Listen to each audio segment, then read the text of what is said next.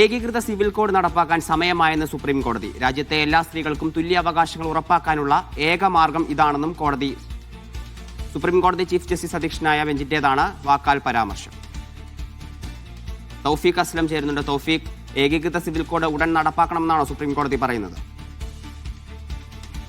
ഏകീകൃത civil code നടപ്പാക്കേണ്ട സമയമായെന്നാണ് supreme കോടതിയുടെ chief justice ഇന്ന് വാക്കാൽ പരാമർശം നടത്തിയിരിക്കുന്നത്. ഇക്കാര്യം നിയമനിർമ്മാണ സഭകൾ പരിഗണിക്കട്ടെ എന്നും ചീഫ് ജസ്റ്റിസ് അധ്യക്ഷനായ ബെഞ്ചിന്റെ വാക്കാലുള്ള പരാമർശമാണ് കോടതിയിൽ ഉണ്ടായത്. ശരീഅത്ത് അനന്തരാവകാശ നിയമം മുസ്ലിം സ്ത്രീകൾക്കെതിരായ വിവേചനമാണെന്ന് ആരോപിച്ച് സമർപ്പിച്ച ഹർജിയിലാണ് സുപ്രീം കോടതി ഇത്തരമൊരു പരാമർശം കോടതിയുടെ ഭാഗത്തുനിന്നുകൊണ്ട് ഉണ്ടായത്. 1937 ശരീഅത്ത് നിയമത്തിലെ ചില വകുപ്പുകളെ ചോദ്യം ചെയ്ത് സമർപ്പിച്ച ഹർജി പരിഗണിക്കവെയാണ് ഏകീകൃത സിവിൽ കോഡ് പരിഗണിക്കേണ്ട സമയം അതിക്രമിച്ചുവെന്ന് സുപ്രീം കോടതിയുടെ ഭാഗത്തുനിന്നുകൊണ്ട് ഒരു പരാമർശം ഇപ്പോൾ ഉണ്ടായിരിക്കുന്നത്. അതോടൊപ്പം തന്നെ സ്ത്രീകൾക്ക് തുല്യ അവകാശം ഉറപ്പാക്കാനുള്ള ഏക മാർഗം ഏകീകൃത സിവിൽ കോഡാണ് എന്നുള്ള ഒരു പരാമർശം കൂടി സുപ്രീം കോടതി ചീഫ് ജസ്റ്റിസ് സൂര്യകാന്ത് അധ്യക്ഷനായ ബെഞ്ചിന്റെ ഭാഗത്തുനിന്നുകൊണ്ട് ഉണ്ടാകുകയും ചെയ്തു. അതുകൊണ്ട് സുപ്രീം കോടതി ഇത് ഗൗരവമായി പരിഗണിക്കുന്നു എന്നുള്ളൊരു വിവരമാണ് ഇപ്പോൾ ലഭിക്കുന്നത്.